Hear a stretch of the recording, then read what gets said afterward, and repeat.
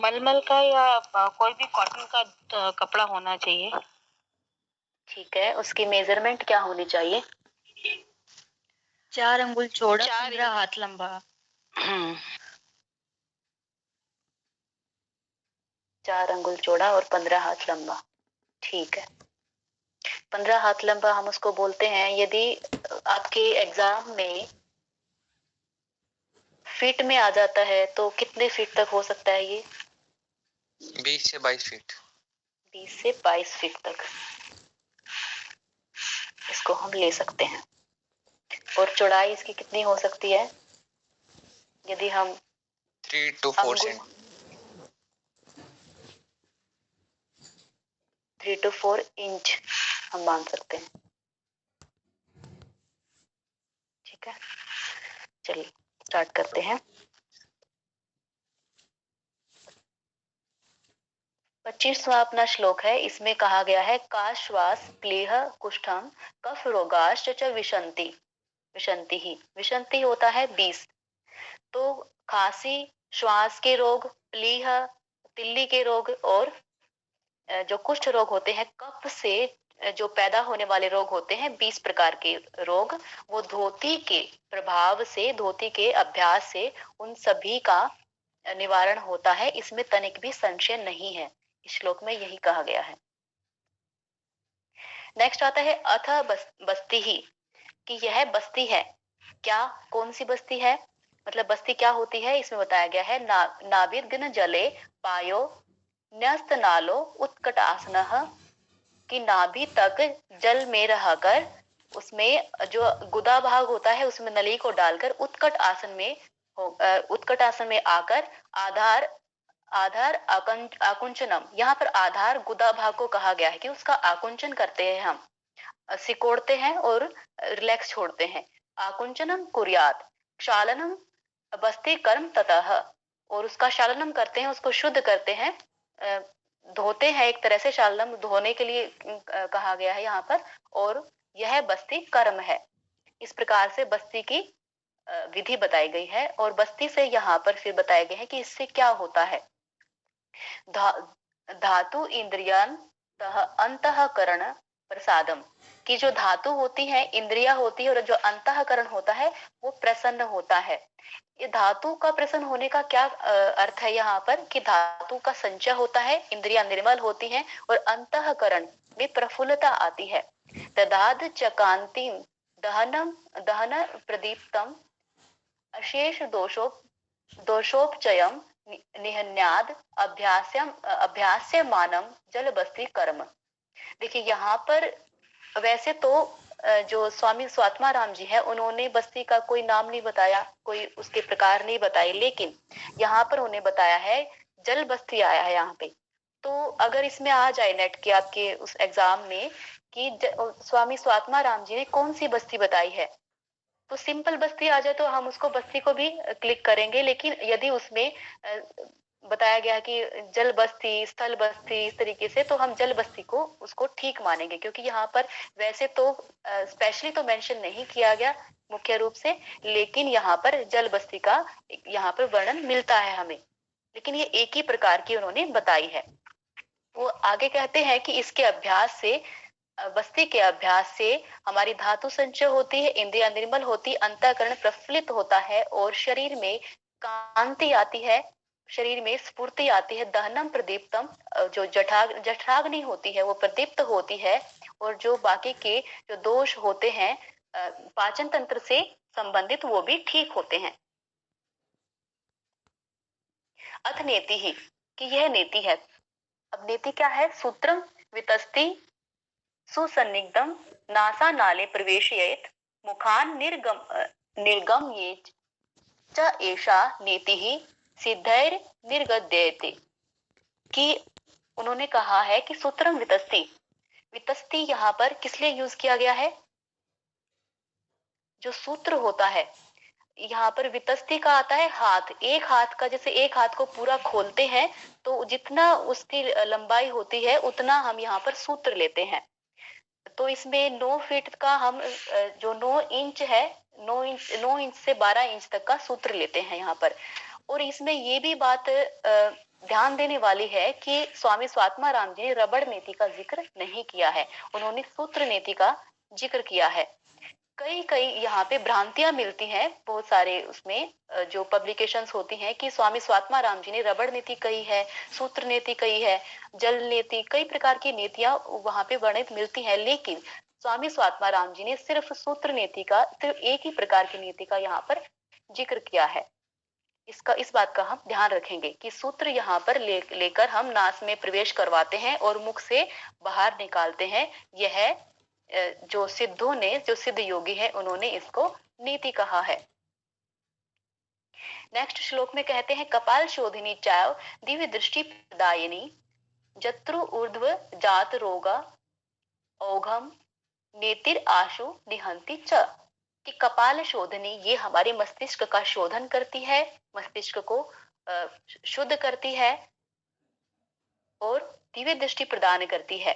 दिव्य दृष्टि से यहाँ पर मतलब है कि जो हमारी सूक्ष्म दृष्टि हमें प्रदान करती है, जिसको आपने सुना होगा कई बार कि सिक्स्थ सेंस है जिसको हम बोलते हैं, छठी इंद्री, कि हमारी हर चीज को लेकर हमारी जो समझ है वो बड़ी गूढ़ हो जाती है। हम प्रत्येक चीज को, प्रत्येक तथ्य को या फिर प्रत्येक वस्तु को हम बड़ी गहराई से अच्छे से उसको समझ सकते हैं। जत्रु जो ऊर्ध्व, जो जत्रु क्या होता है कि ये हमारी जो गले के सामने जो हड्डियां होती हैं, गले के सामने हड्डियां होती है, इसको हंसली बोलते हैं, ये इसको जत्रु बोला है। तो जत्रु से ऊपर वाले जो हमारा भाग है वो इससे शुद्ध होता है और उसके रोग दूर होते हैं। इसको हम ये भी बोल सकते हैं कि जो स्कंद से ऊपर के हैं वो शुद्ध होते हैं। तो ये इसका लाभ हमें मिलता है नीति से। अब आगे स्वामी स्वात्मा राम जी ने त्राटक का जिक्र किया है 31वें श्लोक में। तो त्राटक क्या होता है, उन्होंने कहा है निरीक्षेन निश्चल दशा सूक्ष्म लक्ष्यम समाहितः अश्रु संपात पर्यंतम आचार्य त्राटकम समृतम, कि निरीक्षण, हम निरीक्षण करते हैं। निरीक्षण करने का क्या अर्थ है, किसी भी चीज को हम बड़ी गहराई से उसका एकाग्रता के साथ अध्ययन करते हैं या फिर उसको देखते हैं, जांचते हैं, परखते हैं। यहाँ पर निरीक्षण से ही निरीक्षण लिया गया है। तो एकाग्रता के साथ हम अपनी दृष्टि को निश्चल रखते हुए, स्थिर रखते हुए किसी भी एक लक्ष्य पर टिकाते हैं। और तब तक टिकाते हैं, कब तक टिकाना है, दूसरी पंक्ति में उन्होंने बताया है, जब तक कि हमारी आंखों से अश्रुपात ना होने लग जाए, तब तक हमें उस सूक्ष्म लक्ष्य पर अपनी दृष्टि को स्थिरता के साथ टिकाना है। आचार्यों ने इसी को त्राटक कहा है। अगले श्लोक में कहते हैं अथ नोली। देखिए इसमें 32वां श्लोक है वो मिस हो गया है। 32वें श्लोक में त्राटक के जो लाभ होते हैं वो बताए गए हैं। त्राटक के लाभ उन्होंने, स्वामी स्वात्मा राम जी ने बताए हैं कि हमारी जो नेत्र विकार है वो दूर होते हैं। कहा है कि मोचनम नेत्रा रोगाणाम, मोचनम कि जैसे संकट मोचन आपने सुना होगा, जो वीर बजरंगी हनुमंत जी के लिए यूज करते हैं संकट मोचन, उसी जैसे वही जो शब्द है यहीं पर लिया गया, मोचनम, माने कि उसको दूर करते हैं सभी जो आंखों के संबंधित रोग हैं। और इसमें एकाग्रता भी बढ़ती है हमारी। एकाग्रता का जिक्र स्वामी जी ने नहीं किया, लेकिन इसमें एकाग्रता भी बढ़ती है हमारी। और जो इसमें बस ज्यादातर तो हमारी जो आंखों के जो रोग होते हैं वो कहे गए हैं। तो दूसरी जो लाइन है उसमें कहा गया है स्वामी स्वात्मा राम जी के द्वारा कि ये जो त्राटक है उसको सोने की पेटी कहा है। हाटक पेटकम कहा है उन्होंने। हाटक होता है सोना और पेटकम पेटी। तो सोने की पेटी, इसमें एक क्वेश्चन बनता है आपका कि सोने की पेटी किसको कहा गया है। तो आपको करना है कि त्राटक को सोने की पेटी कहा गया है। और उन्होंने कहा है कि सोने की पेटी को जैसे हम संभाल के रखते हैं वैसे ही हमें त्राटक की इसको गोपनीय रखना चाहिए और इसकी रक्षा करनी चाहिए। अगले श्लोक में स्वामी जी कहते हैं अतः नौली ही। 33वें श्लोक में स्वामी जी ने नोली का जिक्र किया है। नोली क्या होती है, अमंदा अवर्त वेगेन तुंदम सव्याप सव्यत नतांसो भ्रामयेद एषा नोली सिद्ध्य प्रशस्यते। अब आप लोग मुझे बताएंगे कि नोली क्या होती है। आप लोगों को क्या पता है नोली के बारे में,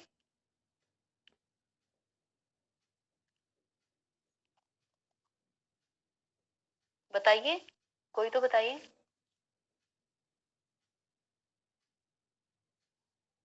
आप सुन पा रहे हैं हमें?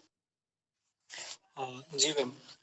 नोली ये एक एब्डोमेन मसल की एक्सरसाइज है जी जिससे पर उसके लिए हमें पूर्व भी कुछ तैयारियां करनी पड़ती है और ये एक नाड़ी शोधन मतलब हमारी शुद्धता के लिए षटक्रम में आती है, तो मतलब ये शुद्धता के लिए है, तो इससे हमारी नोली नाड़ियों कितने? जी, की हमारा विचार ठीक है, तो आप देवीलाल जी बोल रहे हैं? जी अच्छा, आप ये बताइए कि नोली कितने प्रकार की होती है? आपने कितने प्रकार की नोली के बारे में पढ़ा है? मैंने तो दो प्रकार की नोली के बारे में पढ़ा है कि जो हमारी जो रोटेशन की जो साइकिल होता है, जो हम्म, डायरेक्शन होती है रोटेशन की, उसे दक्षिणावर्ती या वामावर्ती दो टाइप की नोली के बारे में। जी, लेकिन स्वामी स्वात्मा राम जी ने, बिल्कुल ठीक कहा आपने, माइक ऑफ कर लीजिए। स्वामी स्वात्मा राम जी ने नोली के जिक्र किया है, सिर्फ एक प्रकार की नोली को बताया है उन्होंने। उन्होंने कहा है कि जैसे भ्रमर होता है, भ्रमर के वेग की तरह उसको अपने जो पेट है उसको हिलाना चाहिए, और उन्होंने तरीका बताया है, कंधों को थोड़ा सा झुकाकर सामने अपने हाथों को इस पे जो घुटने हैं उनके ऊपर रख के, या फिर जो जंघा है उनके ऊपर रख के अपने उसको पेट को थोड़ा सा घुमाना चाहिए। दाएं बाएं घुमाते हैं, दाएं बाएं घुमाते हैं, इसका ये मतलब नहीं है कि वाम नोली होगी या फिर दक्षिण नोली होगी। उन्होंने सिर्फ एक ही नोली का जिक्र किया है, वो भ्रमर की तरह गोल गोल घुमाना, दाएं बाएं घुमाना, ये पहले का उनका जो प्रिपरेटरी एक्शन होता है हमारा नोली करने के लिए, वो होता है। लेकिन यहाँ पर इस श्लोक में आप देखिए 33वें श्लोक में, यहाँ पर ना तो वाम का जिक्र किया गया है ना दक्षिण का जिक्र किया गया है। लेकिन ये बहुत बड़ी भ्रांति चलती है कि स्वामी स्वात्मा राम जी ने इतने प्रकार की नोली बताई है, एक वाम है, एक दक्षिण है, एक मध्य है, लेकिन ऐसा नहीं है। आपके सामने प्रत्यक्षम किम प्रमाणम। आगे चलते हैं। मंदाग्नि संदीपन पाचना दिस संधा पिकानंद करी सदैव अशेष दोषमय शोषणी च हट क्रिया मोलिर एयम च नोली ही। कि अब इन्होंने यहाँ पर मोली के जो नोली है, नोली के लाभ बताए हैं कि नोली से क्या होता है। जो मंदाग्नि होती है हमारी, जठराग्नि मंद हुई होती है, वो प्रदीप्त होती है, तीव्र हो जाती है, और जो भी हमारे पाचन संबंधी जो भी रोग हैं वो सभी दूर होते हैं। अशेष दोषमय शोषणी, कि जो बाकी के जो भी रोग होते हैं वो भी, उनका भी शोषण होता है, माने वो भी कम होते हैं, दूर होते हैं। ये हठ क्रिया में मोली जो नोली है सबसे श्रेष्ठ मानी गई है। आगे कपालभाति का जिक्र करते हैं कि कपालभाति क्या है। भस्त्रावल लोहकारस्य रेचपुरो संसंभ्रमो कपाल भातिर विख्याता कफ दोष विशोषणी। कि यहाँ पर स्वामी जी ने कहा है भस्त्रावल कि जैसे, और लोहा कारस्य, जैसे लोहार की जो धोकनी होती है उसकी तरह, रेच पुरो, रेच माने रेचक, पुरो माने पूरक, रेचक करते हैं और पूरक करते हैं। जैसे हमें ज्ञात है कि भस्त्रिका प्राणायाम में हम जैसा अभ्यास करते हैं, उसी प्रकार से यहाँ पर स्वामी जी ने कपालभाति का जिक्र किया है कि कपालभाति यह होती है। लेकिन घेरंड संहिता में कपालभाति की अन्य विधि बताई गई है, जिसमें हमें रेचक जो पूरक नहीं करना होता, अपने प्रयास से सिर्फ रेचक करना होता है। इस बात का भी आप ध्यान रखेंगे कि सिर्फ एक ही प्रकार की कपालभाति बताई है, और उसका विधि क्या है, रेचक भी करते हैं और पूरक भी करते हैं। कपालभाति विख्याता कफ दोष विशोषणी, की कफ के से संबंधित जितने भी रोग होते हैं उनका विशोषण करती है, कम करती है, नष्ट करती है उन्हें। आगे स्वामी जी कहते हैं षट कर्म निर्गत स्थौल्य कफ दोष मलादिक की षट कर्म से क्या होता है, स्थूलता नष्ट होती है, कफ दोषों का निवारण होता है, और जो मल आदि जो होते हैं, प्राणायामम ततः कुर्याद अन्य अनायासेन सिद्ध्यति। कि प्राणायाम करने से यह सभी हमारे रोग दूर होते हैं, और हमें अनायास ही ये सब कुछ सिद्ध हो जाता है कि सब दोष नष्ट हो जाए। प्राणायामर एव सर्वे प्रशुष्यन्ति मला इति आचार्याणाम तो केशांचिद अन्यत कर्म न समतम। इसमें क्या कहा गया है कि जो प्राणायाम है कि प्राणायाम से सभी जो मल होता है वो मल दूर होता है। आचार्याणाम तो केशाम चिद अन्यत कर्म न समत। इसमें ये जो प्राणायाम है इसके समतम कोई भी दूसरा कर्म नहीं है। प्राणायाम से सभी दोष हमारे निवृत्त होते हैं।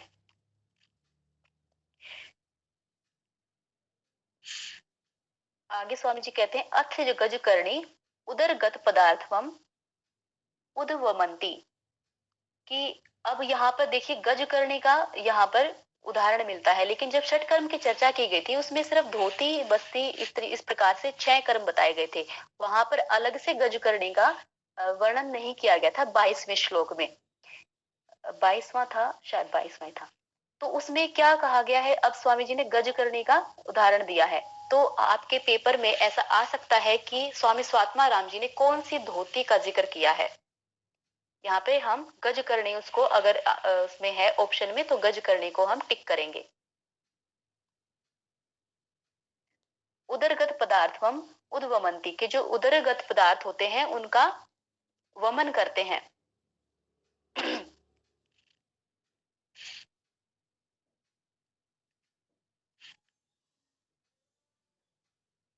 पवनम अपानम उदीर्य कंठ नाले कर्म परिचय वश्य नाड़ी चक्रा गज करणी निगद्यत हठ गया है, कि जो हठ योग के ज्ञानी है उन्होंने धोती को गज करने को क्या कहा है कि हमारी जो नाड़ी होती है उससे अपान वायु को अपने प्रयास से ऊपर की तरफ ऊर्ध्वगामी बना के हम अपने जो उदर स्थित जो पदार्थ होते हैं जल अन्न आदि उनको वमन करते हैं। कंठ नाले माने गले के नली से, गले के द्वार से हम उसको बाहर करते हैं।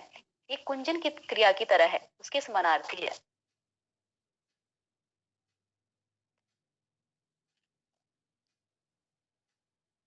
ब्रह्मादयो अपि त्रिदशा पवनाभ्यास तत्पराः, कि जो ब्रह्मा आदि देवता भी हैं वो भी इसके अभ्यास के लिए तत्पर रहते हैं। पवन अभ्यास माने प्राणायाम का अभ्यास, इसके अभ्यास के लिए तत्पर रहते हैं।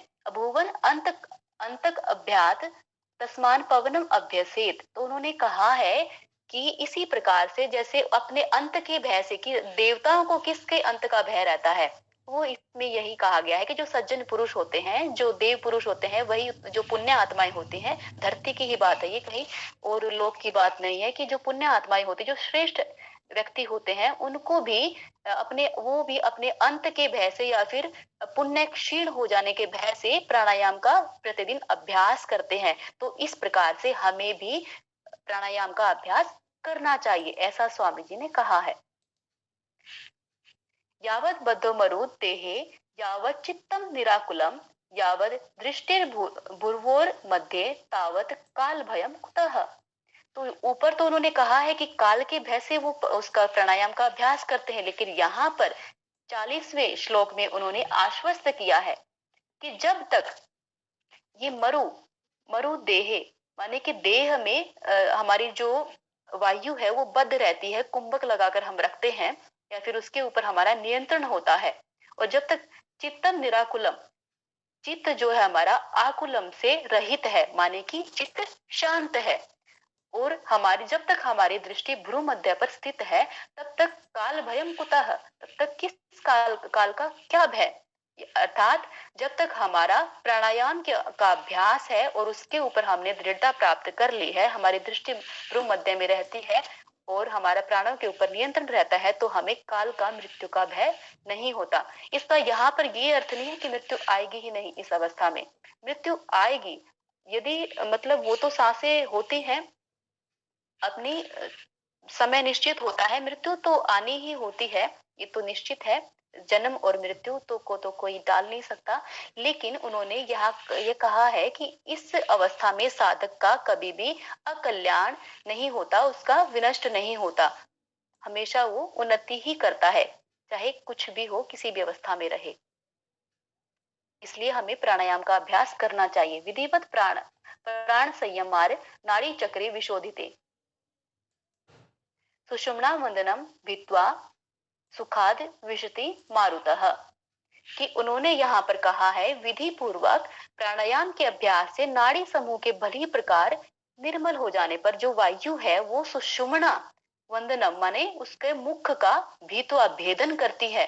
सुखाद विशति मारुतः, कि उसमें जो मारुत है होती है, जो प्राण होते हैं सुख पूर्वक उसमें विशति प्रवेश कर जाते हैं। विशति माने प्रविष्ट होना, कि सुषुम्ना के मुख में बड़े सुख पूर्वक बड़ी आसानी से जो प्राण है वो प्रवेश कर जाता है। यहाँ पे सुषुम्ना की जागृत होने की बात कही गई है।